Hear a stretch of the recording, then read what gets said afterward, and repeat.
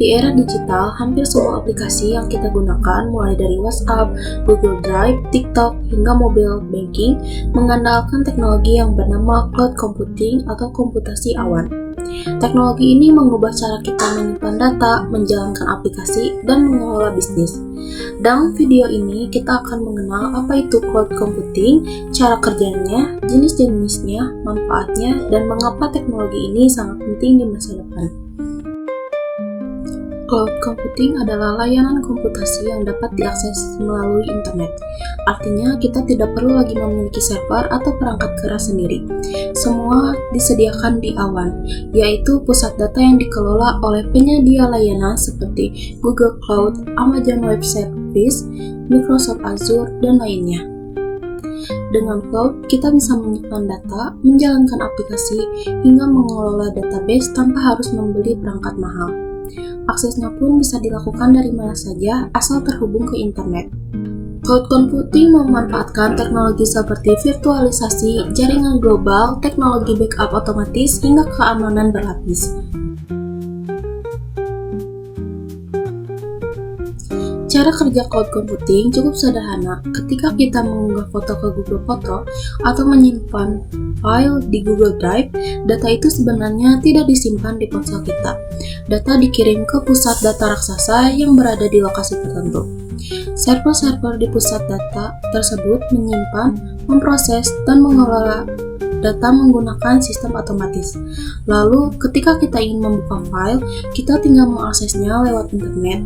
Semua terjadi dalam hitungan detik.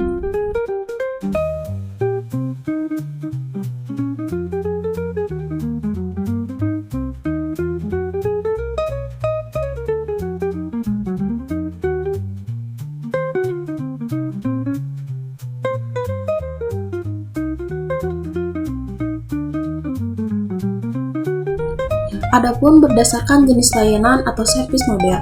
Yang pertama ada infrastruktur as a service, yaitu penyedia cloud menyediakan infrastruktur seperti server, jaringan, dan penyimpanan. Pengguna cukup menyewa sesuai kebutuhan. Contohnya Google Compute Engine. Yang kedua ada platform as a service, yaitu menyediakan platform lengkap untuk para developer membuat aplikasi tanpa harus mengelola server. Contohnya Google App Engine dan Heroku. Yang ketiga ada software as a service, yaitu pengguna tinggal memakai aplikasi tanpa perlu instalasi. Contohnya Gmail, Canva, Zoom, dan Google Docs. Adapun berdasarkan model penyebaran, deployment model. Yang pertama ada public cloud, yaitu semua layanan tersedia untuk umum. Contohnya Google Cloud. Yang kedua ada private cloud, hanya digunakan oleh organisasi tertentu, biasanya perusahaan besar. Yang ketiga hybrid cloud, kombinasi public dan private cloud agar lebih fleksibel. Yang keempat ada community cloud, digunakan oleh beberapa organisasi dengan kebutuhan serupa. Cloud computing menjadi populer karena memiliki banyak manfaat, seperti 1. Hemat biaya, tidak perlu membeli server mahal atau membangun ruang data. Yang kedua, ada skalabilitas.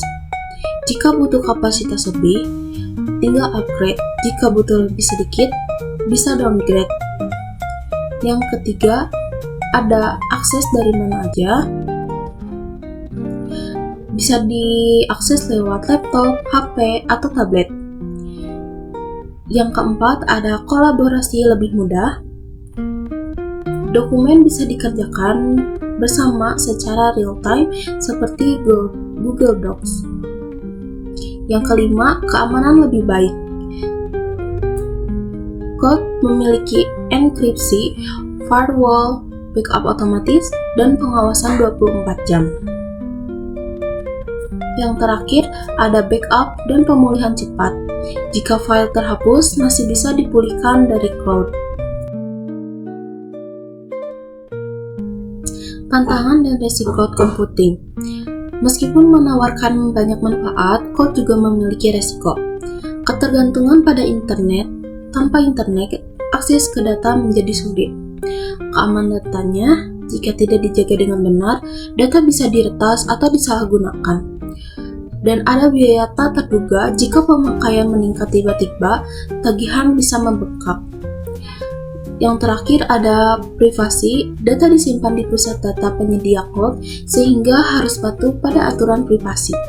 Namun, resiko ini bisa dikurangi dengan pengaturan yang tepat dan keamanan yang baik.